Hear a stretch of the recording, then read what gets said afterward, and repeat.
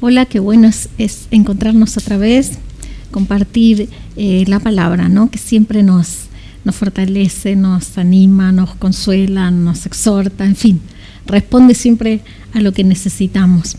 Quiero compartir en Hebreos un versículo, pero tenga su Biblia allí muy, muy cerquita porque vamos a usarla bastante. En el capítulo 6 de Hebreos, el versículo 19 y 20 dice: tenemos como firme y segura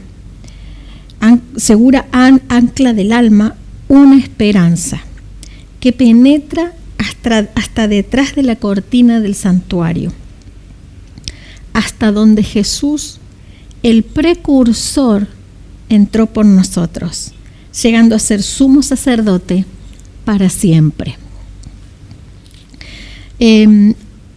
Aquí es como que le da un título a Jesús, ¿no? El precursor. Y esta es una palabra que en este tiempo se está usando bastante, el precursor. ¿Y el precursor quién es? Es el que va adelante, el que recorre primero un camino y después podrán ir otro, ¿no? Y quizás para los que vienen ya sea más fácil, porque el que va primero es el que abre, ¿no? El primero que vence los obstáculos, el primero que se anima a enfrentar situaciones. Bueno, y Hebreos dice que Jesús fue un precursor. Me gusta ver las historias de algunos hombres que aún han pasado los siglos y seguimos hablando de ellos, de las hazañas que hicieron. Pero me gusta mirarlo con este enfoque, que se animaron a ser precursores, que se animaron a hacer un cambio en su familia, en su historia, en la sociedad, pagaron un precio, pero se animaron a iniciar una historia diferente. Y hay uno que es muy conocido, seguramente has escuchado la historia de Gedeón. Si querés no vamos a leer todo, pero en Jueces capítulo 6, allí está toda su historia, ¿no?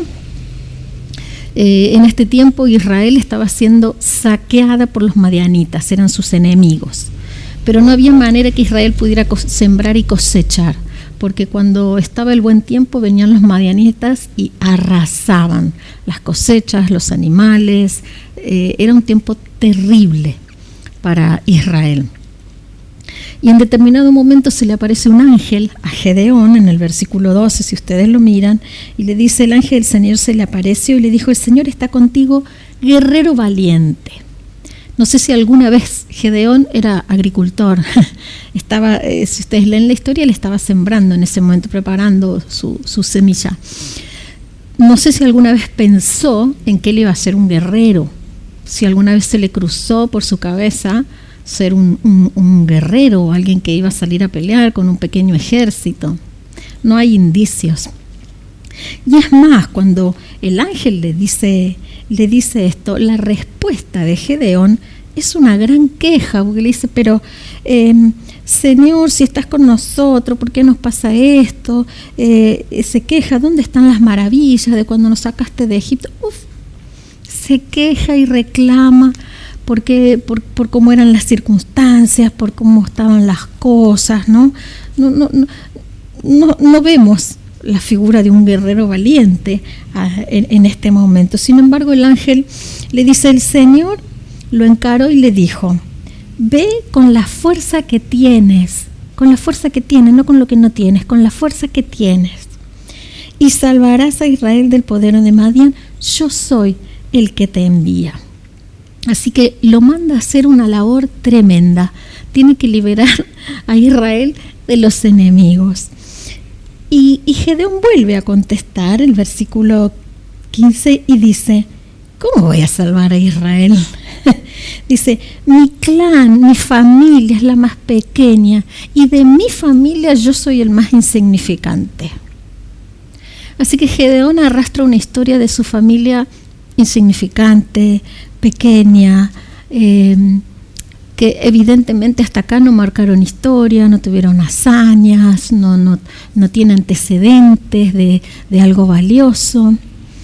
Ahora, junto con lo que Dios le manda a hacer, si usted lee toda la historia, llega un momento que el Señor le pide, además, dice, el Señor le dijo: toma un toro del rebaño de tu padre, derriba el altar que tu padre ha dedicado a Baal y el poste con la imagen de la diosa Acera que está junto a él, y le da una serie de indicaciones de lo que tiene que hacer.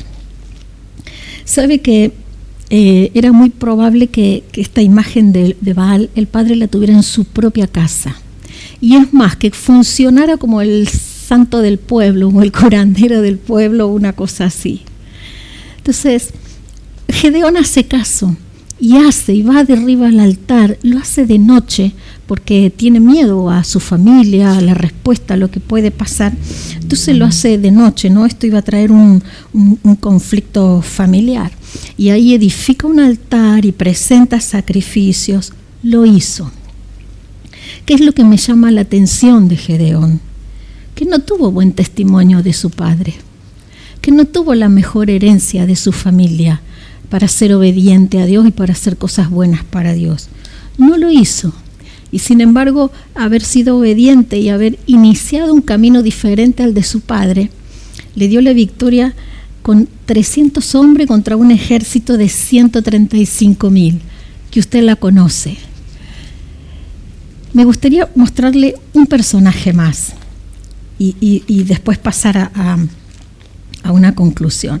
Si usted va a Segunda de Crónica, capítulo 15, nos encontramos con un rey de Judá, Asa se llamaba. Reinó sobre Judá 41 años y fue un buen rey. La Escritura dice que hizo lo bueno, lo agradable a los ojos de Dios, ¿no? Dios le había pedido a Asa determinadas cosas para el pueblo. Le había pedido fidelidad, le había pedido santidad, le había pedido que se esforzaran en servir al Señor. Y Asa pone todo el empeño en cumplir esto. Y para cumplir promueve un avivamiento, podríamos llamarle, ¿no? En el pueblo. Y la Escritura menciona, Segunda de Crónicas, capítulo 15, algunas cosas, ¿no? Dice, por ejemplo, el versículo 8, dice: cuando Asa oyó el mensaje del profeta, se animó a eliminar los detestables ídolos, dice, que había en todo el territorio de Judá y de Benjamín, y restauró altares del Señor, ¿no? Dice, restauró altares. El altar es el lugar de adoración, de sacrificios, de búsqueda de Dios. Él se animó a ir contra todo lo que estaba mal en este momento y a restablecer lo bueno para el Señor, ¿no? Reúne al pueblo, hay como una nueva forma de adoración. Pero te muestro algo de Asa notable, que dice el versículo 16, dice: además el rey Asa destituyó a su abuela Maca de su puesto como reina madre, porque ella había hecho una escandalosa imagen de la diosa Acera. Redujo la imagen, dice, la quemó en el arroyo, y dice luego: así se mantuvo Asa siempre fiel al Señor. ¿Qué es lo que digo? ¿Qué pasa con él? ¿Sabes qué? Como Gedeón, tampoco tuvo un buen ejemplo en su casa. No vio los mejores momentos en su hogar o en su entorno o en su ciudad, en su pueblo en este tiempo. No había grandes líderes que lo inspiraran, no había modelos que lo impresionaran. No lo había, no lo tuvo Gedeón y tampoco lo tuvo Asa. Te menciono uno más, Josías. Josías era un niño cuando sube al reino a ser el rey de Judá. Era un niño de 8 años cuando sube al trono. Si lo querés buscar, está en Segunda de Crónicas, capítulo 34. Josías hizo uno de los avivamientos más notables de Israel. Es uno de los avivamientos que, si uno lo estudia, fue maravilloso todo lo que él hizo. Restaura el valor de la palabra, encuentra las escrituras que estaban olvidadas, perdidas, y él las hace leer, ¿no? Y vuelve a darle valor a la palabra. restaura secciones de la casa de Dios que estaban dedicadas a ídolos. Él restaura esto también, ¿no? Derriba altares, va contra la idolatría, por supuesto.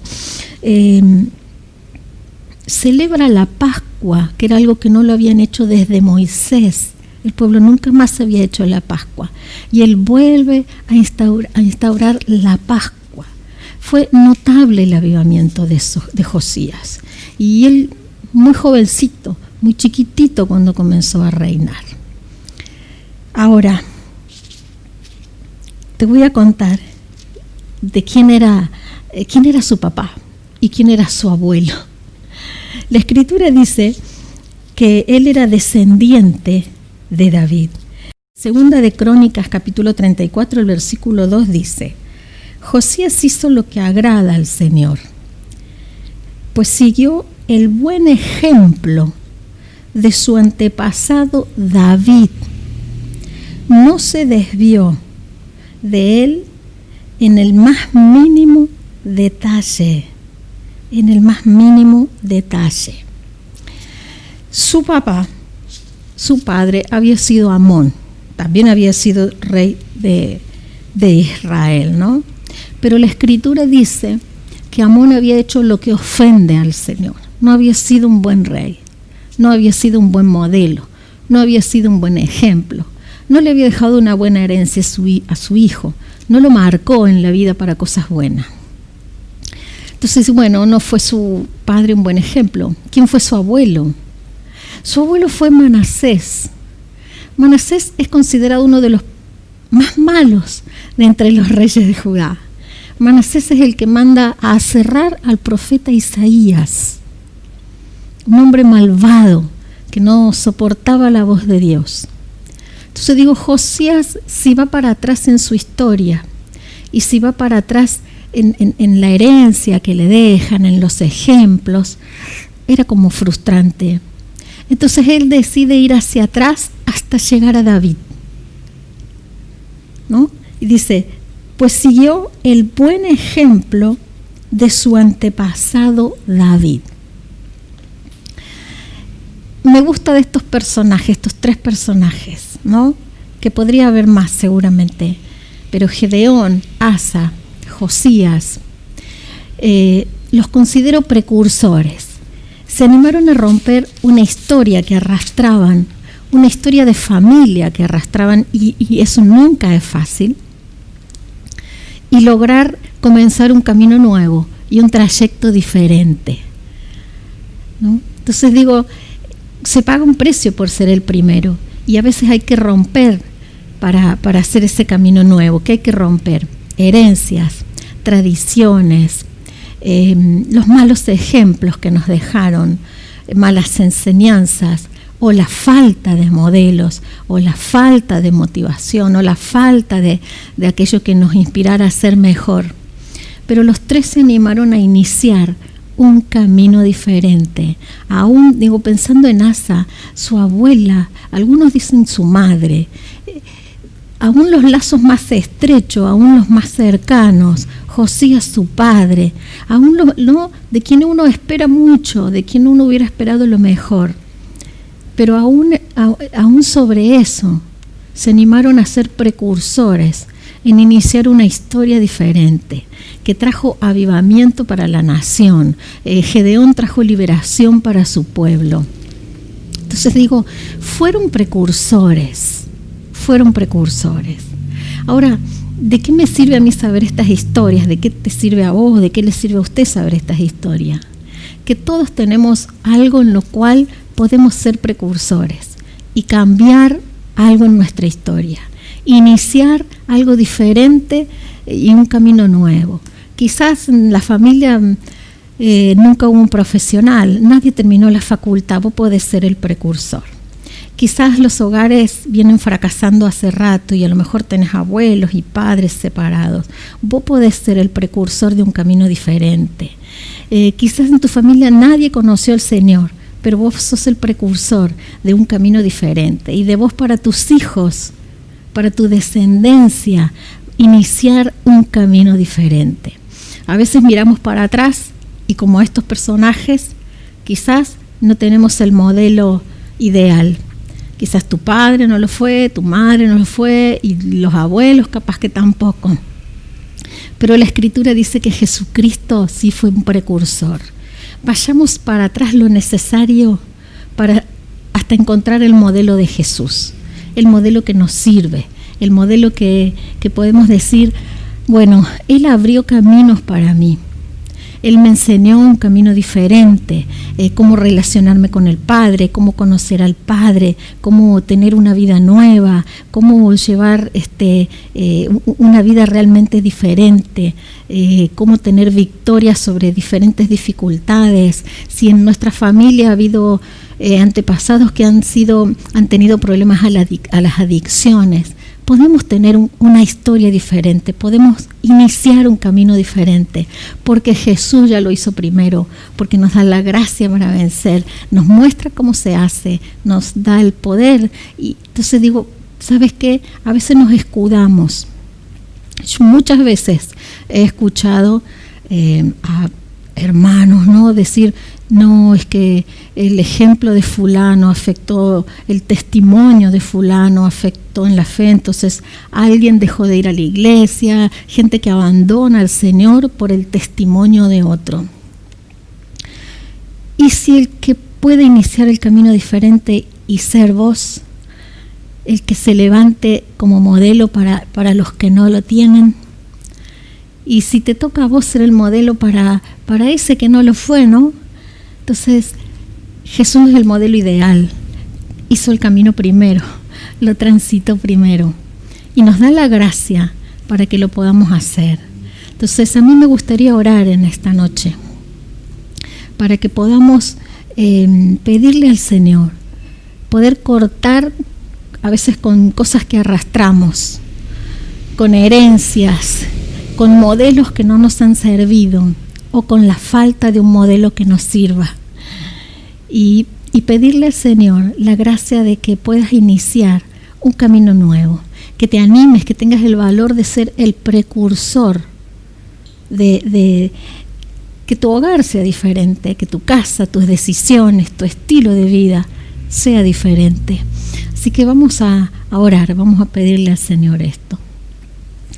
Padre, te damos gracias en esta noche, agradecemos tu palabra, porque es siempre eficaz, es siempre justa, es siempre tan acorde a lo que necesita mi corazón.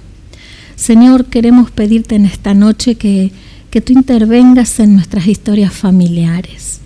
Padre, aquellos que se sienten arrastrados por herencias de fracaso, por herencias de adicciones, familias donde el suicidio es tan reiterativo. Señor, aquellos que les ha faltado un modelo ideal, un modelo que los inspirara, un modelo que sembrara en sus vidas fe o valores o buenos ejemplos. Señor, en el nombre de Jesucristo queremos pedirte que tú intervengas en estas vidas. Padre, que abras nuestros ojos para ver que tú eres nuestro mejor modelo, que podemos seguir cada pisada, cada enseñanza, cada ejemplo de Jesús para iniciar una historia diferente. Padre, en el nombre de Jesús, pido especialmente por los jóvenes que toman decisiones importantes para su vida, de estudio, de matrimonio, de noviazgo. Señor, que puedan tener un camino nuevo y diferente, que se animen a ser precursores, a marcar historias, aun cuando los lazos más cercanos no hayan sido los mejores. Padre, en el nombre de Jesucristo, también pido por aquellos que aún arrastran heridas en el corazón, por relaciones familiares, por herencias de los padres, por ausencias o por relaciones difíciles. En el nombre de Jesucristo, Señor, tú eres poderoso para sanar aún los recuerdos. Padre, en el nombre de Jesucristo pido tu gracia, que es todo suficiente para enseñarnos y mostrarnos una vez más ese camino mejor y más excelente. Bendice a cada familia en esta noche, bendice a cada hermano, cada hermana, guárdales de todo mal, danos gracia y unción para permanecer fieles en el nombre de Jesucristo. Amén y amén. Damos gracias al Señor. Nos estaremos viendo pronto. Confiamos en lo que Dios está haciendo, que seguimos creyendo que Dios es dueño de los tiempos, de las naciones, y que sigue siendo soberano en medio de todo lo que está pasando. Nuestra confianza está puesta en Él. Bendiciones, nos vemos pronto.